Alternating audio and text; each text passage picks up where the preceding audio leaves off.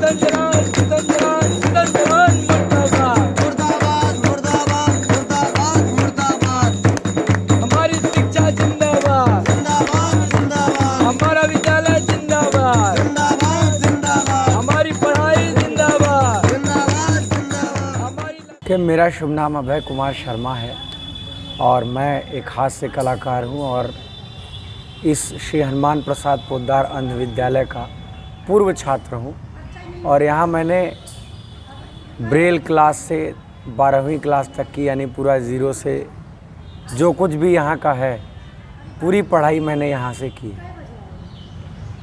अब मुद्दा ये है कि ये विद्यालय श्री हनुमान प्रसाद पोद्दार भाई जी की इच्छा से उनकी एक शिष्या गायत्री बाजौरिया द्वारा 26 मार्च 1972 को शुरू किया गया था। तब यहाँ पे 3 छात्र और 1 शिक्षक से इसकी शुरुआत हुई थी और इसे जूनियर हाई स्कूल की मान्यता मिली। फिर 1993 तक ये विद्यालय इंटरमीडिएट कॉलेज हो गया और बच्चों की शिक्षा दीक्षा के साथ साथ इसके अंतर्गत प्रशिक्षण के भी कुछ प्रावधान थे जिससे कि आजीविका हो सके, अच्छे से जीविकोपार्जन हो सके।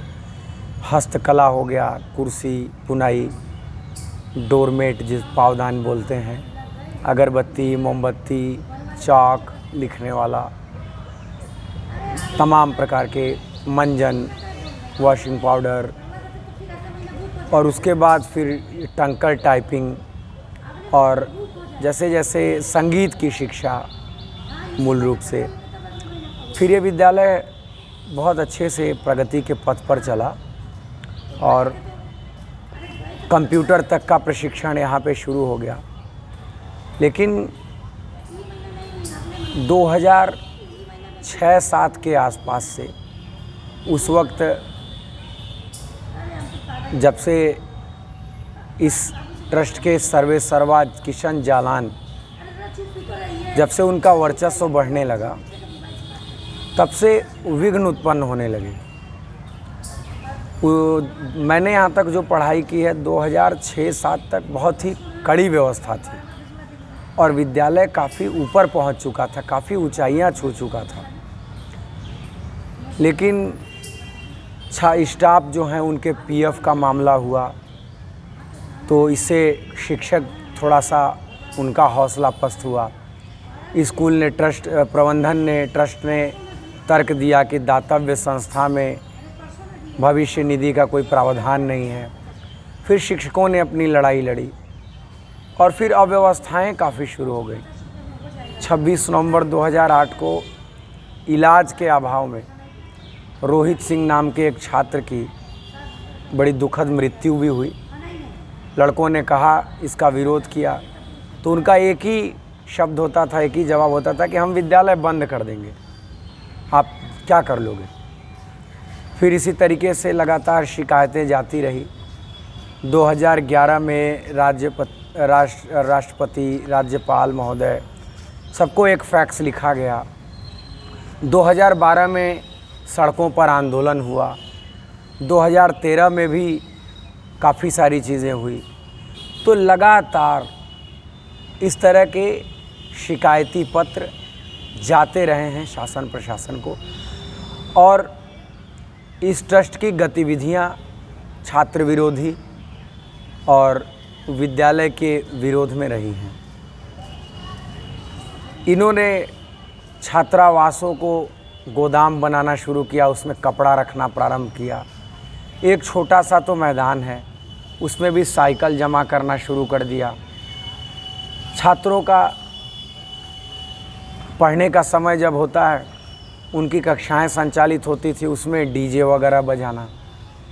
तो अब स्वाभाविक सी बात है, छात्र भी हैं तो इस तरह की चीज़ें होंगी। साइकिल है तो वो टकराएंगे, कपड़ा रखा है तो उन्हें रहने में दिक्कत होगी, डीजे बजेगा तो टीचर जो पढ़ा रहे हैं वो सुन नहीं पाएंगे।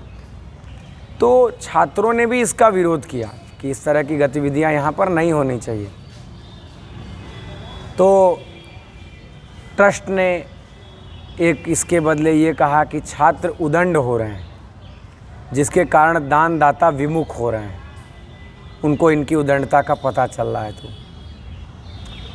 एक ये तर्क दिया, जबकि मैं वहाँ का छात्र रहा हूँ और मुझे पता है कि साल भर में अगर यहाँ पर बच्चे 210-15 दिन रहते हैं तो 120-25 दिन का खाना दानदाताओं के माध्यम से मिलता है। सरकार द्वारा 75% अनुदान भी प्राप्त होता है।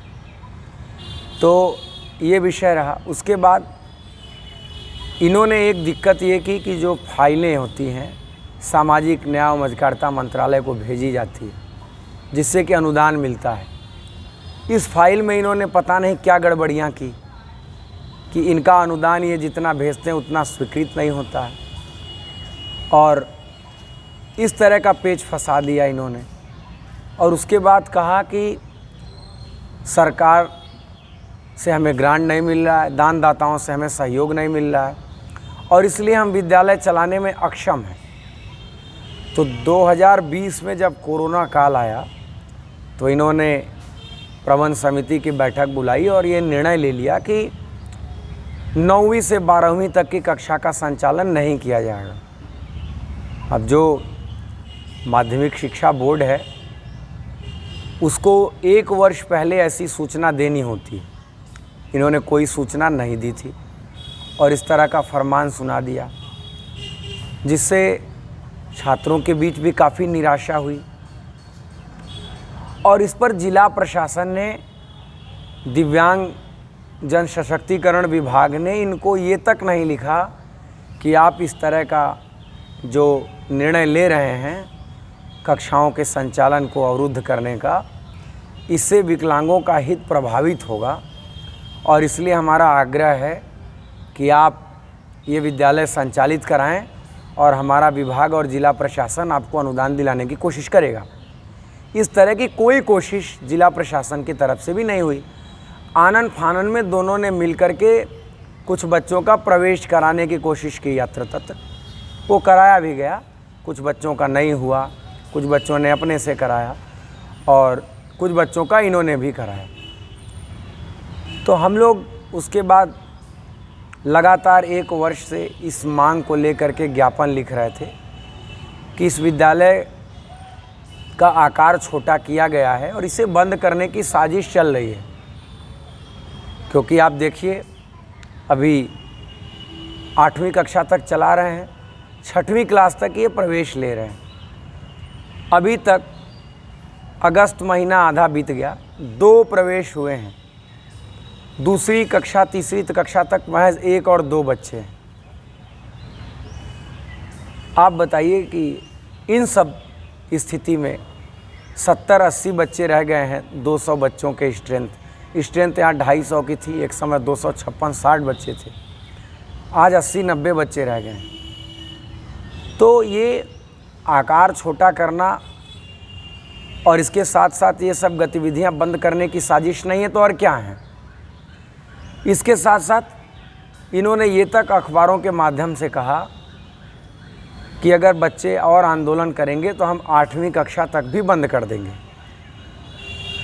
ये करने का साहस इन्हें कहाँ से हो पा रहा। हमारा प्रश्न ये है, हमारा विषय ये भी है कि इसको जनता ने अपने दान से इस विद्यालय को बनाया, इस विद्यालय को चलाया। जनता के टैक्स का पैसा आपको सरकार ने ग्रांट के रूप में दिया, वो भी पब्लिक का पैसा है। आपके यहाँ कोई पब्लिक फाइनेंस मैनेजमेंट सिस्टम भी लंबे समय तक नहीं रहा। हाल फिलहाल में 1-2 महीने पहले इंट्रोड्यूस हुआ हो तो मुझे पता नहीं। तो जनता से आपने पैसा लिया, सरकार से आपने पैसा लिया और सिर्फ इसका प्रबंधन करने के कारण इसका सब कुछ इसको अपने तरीके से करना, बच्चों को यहाँ से हटाने की कोशिश करना, इतना दुस्साहस आप कैसे कर सकते हैं। हम ऋणी हैं कि आपने प्रबंधन किया और हम आज जो बोल पा रहे हैं वो इन्हीं की देन है, वो इस विद्यालय प्रांगण की ही देन है, यहाँ के शिक्षकों की देन है कि हमें इतनी शिक्षा मिली कि हम अपने अधिकार की लड़ाई लड़ पा रहे हैं। लेकिन इस पे हमारी ये जिम्मेदारी भी है कि हम यहाँ से पढ़े हैं तो यहाँ के आगे आने वाली पीढ़ी के लिए भी लड़ें। तो इसलिए हम लोग इन मुद्दों के लिए लड़ाई लड़ रहे हैं कि ये पैसा, ये विद्यालय जनता ने बनवाया और चलवाया है अपने सहयोग से। आपने प्रबंध किया है। स्कूल किसी का गोदाम नहीं बन सकता, स्कूल किसी का साइकिल स्टैंड नहीं बन सकता, स्कूल सिर्फ किसी के कार्यक्रमों के लिए स्कूल प्रांगण नहीं रहेगा, स्कूल में कपड़ा नहीं बिकेगा। 12वीं कक्षा तक ये विद्यालय चला और उस वक्त जबकि प्रचार प्रसार के माध्यम इतने कमज़ोर थे, ये विद्यालय इतनी ऊंचाइयों तक पहुंचा। उन ट्रस्टियों ने, इसके संस्थापकों ने भाई जी के विचार और अपने उद्देश्य के साथ पूरा न्याय किया। आप कौन होते हैं इसे ख़त्म करने की कोशिश करने वाले? आप कौन होते हैं यहाँ से उन उद्देश्यों को समाप्त करने वाले? रतनलाल सुरेखा ने ज़मीन दिया इस पवित्र उद्देश्य के लिए। आप उनके साथ अन्याय क्यों कर रहे हैं? आप हमारे समाज के साथ अन्याय क्यों कर रहे हैं? तो इसलिए हमारा ये इन सब अनुचित व्यवहार बर्तावों के साथ, अनुचित कार्रवाइयों के खिलाफ हमारी लड़ाई है और इसको लेकर के हम सड़क पर हैं। एक बात बताइए, सुनिए, अभी अगर यही जनता जालान के सामने बैठेगी तो वीडियो बना तो वहीं बैठो ना, वहीं बैठो। नहीं, हमें जो लेना है हम वहाँ बैठे हैं, जहाँ मिलेगा वहाँ बैठो। आप अपने डीएम से पूछिए कि हमारे लिए आप सड़क खाली कराने क्यों नहीं गए? जनता परेशान हो रही, रास्ता जनता नहीं है तो डीएम आपको कहिए। अरे अब तुम्हारी परेशानी तुम कहोगे, हमारी क्या? तो हम तो कहने के लिए सड़क पे हैं। बुलाइए आप अपने डीएम साहब को, कहिए आइए बच्चों से संवाद करें। तो इस मामले में अभी तक आप लोगों ने क्या क्या प्रयास किए हैं और आपको इस तरीके का आंदोलन जो दुर्गा कुंड मंदिर के सामने आप लोग को रोड ब्लॉक करके रहना पड़ रहा है, यहीं पे सोना पड़ रहा है, तो इस आंदोलन तक पहुंचने के पीछे आपका क्या अब तक का प्रयास रहा और क्या क्या आपको दिक्कतें झेलनी पड़ी? जब ये विद्यालय बंद हुआ 12वीं तक, 9वीं से 12वीं तक, जब पत्र छात्रों के पास पहुंचा तो हम सभी में एक चिंता की लहर पैदा हुई। चिंता की लहर कह सकते हैं। हम लोग ये सोचने पर विवश हुए कि अब क्या किया जाए। तो हम लोगों ने हर उचित फोरम पर अपनी बात को पत्रों के माध्यम से पहुंचाने का प्रयास किया। वो चाहे प्रधानमंत्री का कार्यालय हो, चाहे वो मुख्यमंत्री का कार्यालय हो, चाहे वो निशक्तजन आयोग हो, चाहे वो मानवाधिकार आयोग हो, जो भी रेलिवेंट फोरम लगे, उचित जगह लगे, वहाँ पर हम लोगों ने प्रयास किया। 4 छात्रों ने कोर्ट में भी इन गतिविधियों के खिलाफ एक रीट दायर की, युवराज सिंह और 3 अन्य ने। चूँकि उस वक्त मोमेंट बहुत ज़्यादा नहीं किया जा सकता था, तो बहुत कम गतिविधियां फिज़िकली हो पाईं और बाकी सारी एक्टिविटी चूँकि हमारे पास ऑनलाइन की सुविधा सरकारों ने, दफ्तरों ने दे रखी है, तो उनको पत्र भेजे गए और इस तरीके से ये लड़ाई चलाई गई। एक तर्क कुछ प्रशासन के लोग भी देते हैं कि आप 2 साल बाद, 1.5 साल बाद सड़क पे क्यों आए, तब क्यों नहीं आए। तो इसके पीछे का एक बड़ा कारण ये भी है कि आपने ऐसा समय ही ये काम करने के लिए चुना कि कोई जल्दी निकल ना पाए। और उसके बाद हमने जब थोड़ा बहुत समय ठीक हुआ, खुला बीच में, तो हमने हर स्थापित प्रक्रिया पर विश्वास किया कि हमारी आवाज़ सुनी जाएगी। प्रधानमंत्री हमारे हैं, हमारी आवाज़ सुनेंगे। मुख्यमंत्री हमारे हैं, हमारी आवाज़ सुनेंगे। लेकिन हमारी आवाज़ नहीं सुनी गई और फिर कोरोना काल आ गया।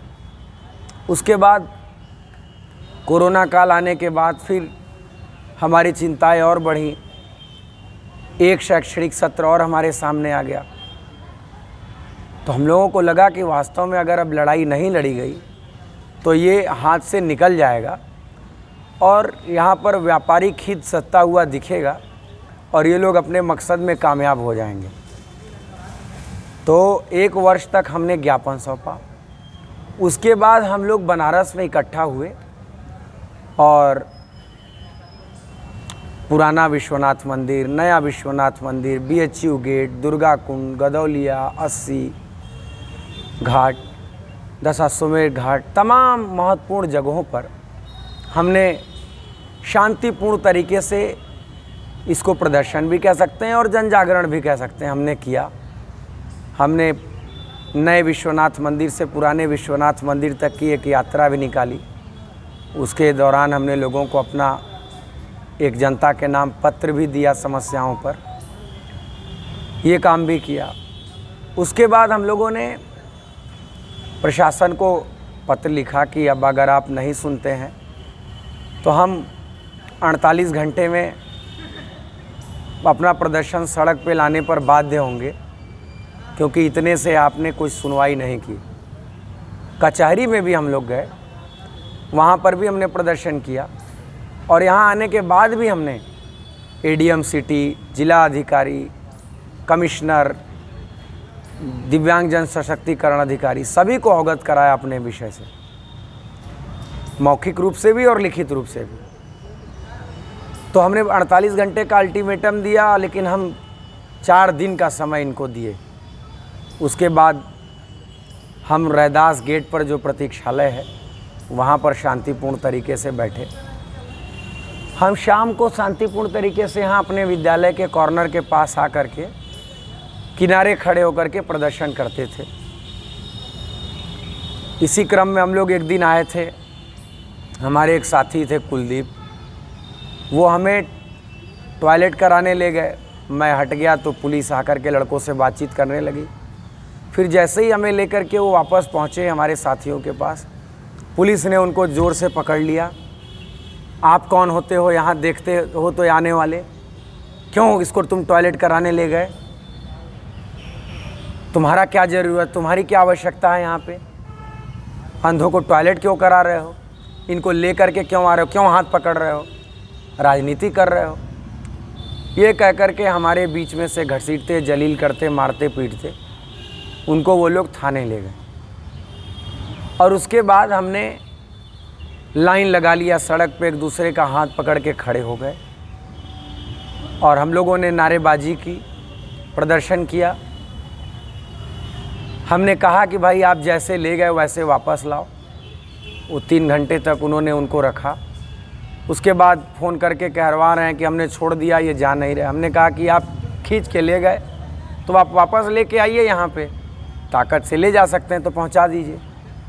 वो भी नहीं किया। फिर अपने से वो लोग आए और पुलिस का ये रवैया देख करके, उससे एक दिन पहले जब हम लोग रैदास गेट पर थे, इमरजेंसी टॉयलेट के संदर्भ में हमें किसी ने बताया था कि आप थाने पर एप्लीकेशन दीजिए, मिल जाएगा, या नगर निगम से कुछ कोऑर्डिनेशन हो जाएगा। मैं गया था।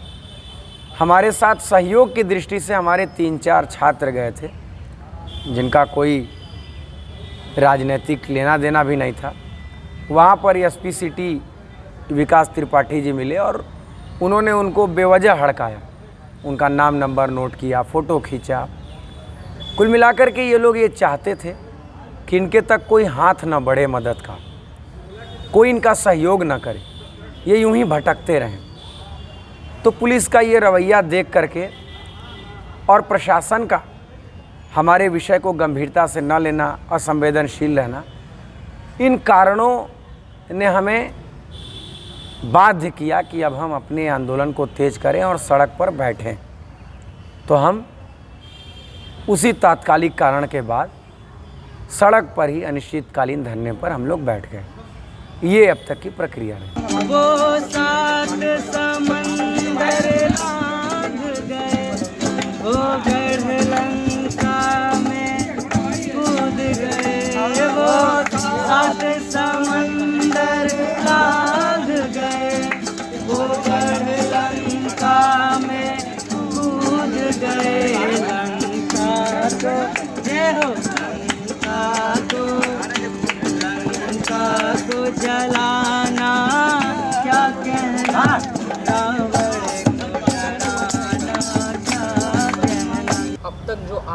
14 दिन 14वां दिन है, तो इन 14 दिनों में क्या क्या प्रशासन के द्वारा शुरू किया गया, राजनेताओं के द्वारा क्या आपको मदद करने की वो आशंका दी गई है? 14 दिन हम लोग को आंदोलन पर बैठे हुए हो गए। इसमें प्रशासन का कोई भी अधिकारी किसी भी तरह से बात करने के लिए नहीं आया। एक रात एसपी सिटी आए थे, उनका कहना था कि चूँकि आप लोग ऐसे हैं, हमारी समस्याओं की ओर उनका संकेत था, हम आप लोग के ऊपर लाठी डंडा नहीं भाजना चाहते हैं, लेकिन पानी सर से ऊपर जा रहा है।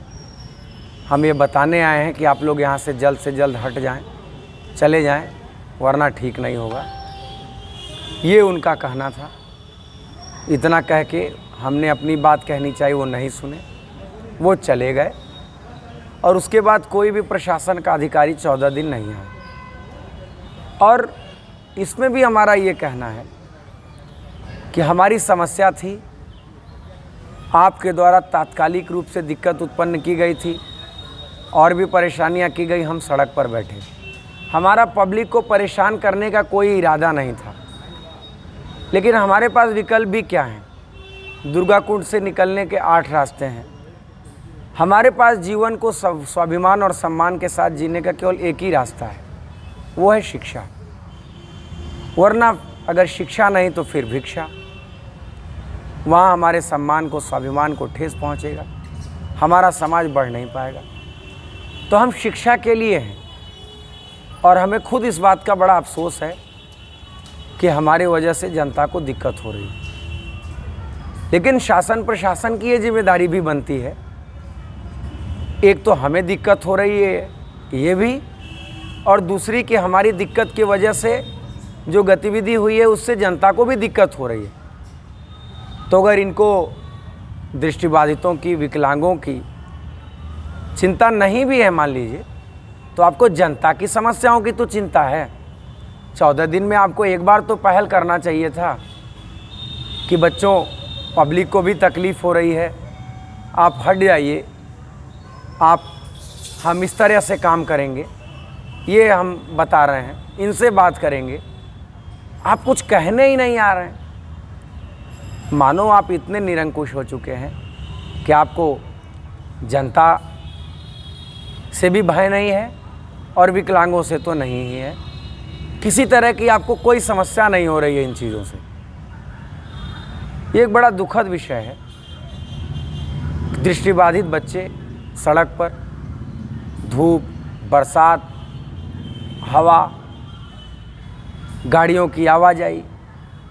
एक लड़के के ऊपर बैरिकेटिंग गिरा दिया गया, उसका पैर टूट गया। एक लड़के को मुसाफिर ने थप्पड़ मार दिया। अभी आप जा कर के देख लीजिए, बीच बीच में 5-5, 10-10 गाड़ियां छोड़ दी जा रही है। दिन में इनका किसी भी बैरिकेटिंग पर कोई पहरेदार तैनात नहीं है। और इसके साथ साथ तमाम तरह की अन्य साजिशें कर रहे हैं, अपने लोगों को भेज रहे हैं, हमारे आंदोलन को ख़राब करने की कोशिश कर रहे हैं। तो ये तमाम चीज़ें हैं। और बाकी शुक्रिया है जनता का, संवेदनशील समाज सेवियों का भी और नेताओं का भी, कि उनके दम पर, उनके हौसले से हम ये प्रोटेस्ट 14 दिन तक सरवाइव कर पाए हैं। हम जब यहाँ आए थे तो हमारे पास कुछ नहीं था। जनता ने हमें तिरपाल दे दिया, जनता ने हमें बैठने के लिए चटाई दे दी, लोगों ने हमें लेटने के लिए फोल्डिंग दे दिया, खाने के लिए वो हमें खाना देते हैं, नाश्ता देते हैं, तमाम चीज़ें हैं। और यहाँ तक कि और किसी भी तरह की आंदोलन की ज़रूरत हो तो उसके लिए वो डोनेशन भी दे रहे हैं। आंदोलन है, इसको चलाने के लिए थोड़े बहुत धन की भी आवश्यकता है। तो किसी से हमारा कोई ज़बरदस्ती नहीं होता है, लेकिन एक छोटा सा, बहुत छोटा सा बॉक्स है, उसमें लोग अपना सहयोग भी देते हैं। तो इससे हमारा आंदोलन चल रहा है। और आसपास के लोगों का अब तक इस मुद्दे को जो लोग जान रहे हैं, हमारे मांगों के साथ उनका पूरा सहयोग, समर्थन, उनकी सहानुभूति है। नेतृत्वकर्ताओं में भी कई लोग आए। बहुजन समाज पार्टी के महासचिव, राज्यसभा सांसद माननीय सतीश चंद्र मिश्रा जी का आगमन हुआ। पूर्व राज्य मंत्री रिबू श्रीवास्तव जी का मैडम का आगमन हुआ। पूर्व लोकसभा प्रत्याशी शालिनी यादव जी का हुआ। बनारस के पूर्व सांसद राजेश मिश्रा जी का हुआ आगमन। और कई छात्र सभा के लोग हमारे साथ जुड़े। इसमें दिग्विजय सिंह देव, समाजवादी छात्र सभा के प्रदेश अध्यक्ष, अजीत यादव प्रदेश उपाध्यक्ष, और तमाम लोगों का भरपूर समर्थन मिल रहा है। और ये लोग हमारी इस आवाज़ को जहाँ कहीं भी ये पहुँचा सकते हैं वहाँ तक पहुँचाने का भरोसा दिला रहे हैं और हर तरीके से हमारी लड़ाई में साथ होने का आश्वासन दिया है। तो मीडिया का इसमें कितना रोल है, क्या कितना सहयोग वो कर रहे हैं? देखिए, जहाँ तक हम लोगों से मुलाकात हो पा रही है, लोकल मीडिया जो है उसका सपोर्ट मिलता दिख रहा है। मीडिया के लोग, यूट्यूब चैनलों के कुछ लोग आते हैं, हमारी समस्याओं को वो उठा रहे हैं। लेकिन कुछ बड़े अखबारों, बड़े चैनलों से अभी वो संवेदना, सहयोग या जिसको कह सकते हैं कि ये बातचीत उन लोगों ने आकर के नहीं की है और वो हमें प्राप्त नहीं हो पाया है। तो इसी वजह से शायद हो सकता है 14 दिन में हमारा मुद्दा और बड़ा हो सकता था, लेकिन अभी तक इस तरह का कोई बड़े चैनलों से सहयोग नहीं है। कोई संवाददाता, कोई रिपोर्टर यहाँ तक नहीं पहुँच पाए हैं। लेकिन हमें उम्मीद है कि वक्त के साथ वो पहुँचेंगे और हमारी सुध लेंगे, हमारी समस्या को जनता के सामने रखेंगे। तो जब भी आप किसी राजनेता से, मीडिया के पर्सन से या फिर उचित फोरम्स पे अपनी मांग रखते हैं तो आपकी मांगें क्या होती हैं? देखिए, हमारी सीधी सी मांग है कि यह प्रबंधन लगातार 10-15 साल से विद्यालय को चला नहीं पा रहा है और जानबूझकर कोई न कोई व्यवधान उत्पन्न कर रहा है। हर वर्ष इसकी शिकायतें भी गई हैं। सरकार और जनता ने इसे पर्याप्त सहयोग दिया है, इसलिए सरकार इसे अधिग्रहित करे और अपनी प्रबंध समिति बनाए, वो स्वयं इसको पैसा दे, इस विद्यालय को चलाए और इसी शैक्षणिक सत्र से 12वीं कक्षा तक इस विद्यालय का संचालन सुनिश्चित कराए। हमारी ये मांग है। और इसके साथ साथ एक मांग कि इस ट्रस्ट ने कई सारी गड़बड़ियाँ की हैं। हम लोग का जो अंदाज़ा है, काफ़ी दानदाताओं का तांता लगा रहता था और सरकार के भी अनुदान का सही उपयोग नहीं हुआ, तब जाकर के ये विभत्स स्थिति पहुंची है। तो इस ट्रस्ट के पूरे आय व्यय की जांच भी कराई जाए, ये हमारी मांगे हैं। इनको लेकर के हम धरने पर बैठे हैं और लगातार अपना संघर्ष जारी रखेंगे।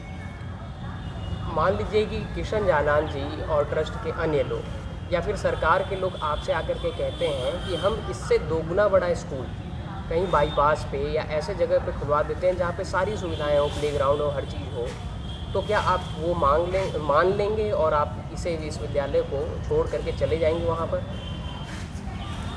ये विद्यालय हम लोगों के लिए शिक्षा का केंद्र तो है ही है, इसके साथ साथ हमारे आस्था का भी बड़ा केंद्र है। श्री हनुमान प्रसाद पोद्दार जी भाई जी से और उनके विचारों से हमारा हृदय का अंतःकरण, हमारी आत्मा जुड़ी हुई है। इसके साथ साथ माँ दुर्गा का सामने पावन मंदिर भी है। यह विद्यालय एक बहुत महत्वपूर्ण स्थान पर है, शिक्षा की राजधानी में है ही है। बहुत महत्वपूर्ण स्थान पर होने का मतलब यह है कि जो भी सरकारी 4-5 विद्यालय हैं प्रदेश में, वो सब आप देखिए, चाहे गोरखपुर का विद्यालय हो वो भी उतने फ्रंट लोकेशन पे नहीं है। लखनऊ का भी विद्यालय मोहान रोड पे, बांदा का विद्यालय देख लीजिए, चाहे आप मेरठ का विद्यालय देख लीजिए। ये विद्यालय ऐसा है जो कि बहुत ही फ्रंट लोकेशन पर है, सेंटर में है। इसके कारण यहाँ पहुँचना बड़ा सुलभ है। चूँकि मंदिर के सामने है, बनारस में है, पहुँचना आसान है, तो यहाँ दानदाताओं का, सहयोगियों का भी पहुँचना सुलभ है। इसके कारण विद्यालय चलने में भी अगर ईमानदारी से चलाया जाए तो कोई दिक्कत नहीं होती है। ये जगह और ये विद्यालय काफ़ी प्रसिद्ध हो चुके हैं, काफ़ी ख्याति प्राप्त हो चुकी है इस विद्यालय को, और इसलिए दृष्टिबाधितों के बीच में या हमारे अभिभावकों के बीच में ये पूरी तरह फैला हुआ है। इसलिए वहाँ इनका भी यहाँ पर आ पाना उनका सुगम है, और ये हमारे लिए एक ऐतिहासिक स्थल है। यहाँ से हजारों दृष्टिबाधितों का भविष्य उज्जवल हुआ है। कोई कलाकार बना, कोई नौकरी पाया, कोई बुनकर बना, कोई कुछ बना। तो इस स्थान से, मंदिर से, यहाँ के संस्थापक के विचारों से, यहाँ के प्रसिद्धि से, सुगमता और सुलभता के कारण ये हमारे लिए एक अति महत्वपूर्ण जगह है जिसे हम नहीं छोड़ सकते। इसलिए कहीं और बने, हमारे समाज के लोग और पढ़ें, ये खुशी की बात है, लेकिन यहाँ विद्यालय बंद नहीं होना चाहिए और 12वीं कक्षा तक यहाँ विद्यालय संचालित होते रहना चाहिए। इसी बात की लड़ाई है।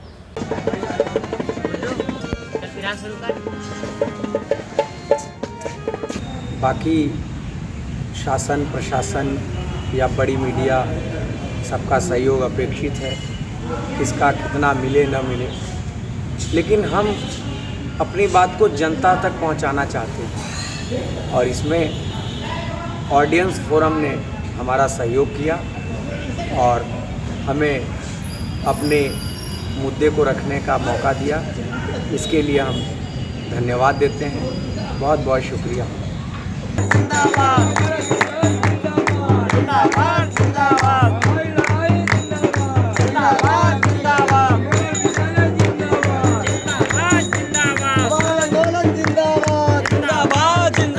हमारा आंदोलन जिंदाबाद। स्कूल में कपड़ा नहीं बिकेगा, स्कूल में कपड़ा नहीं बिकेगा, स्कूल में साइकिल नहीं रहेगी, स्कूल में साइकिल नहीं रहेगी, क्योंकि मोदी न्याय करो,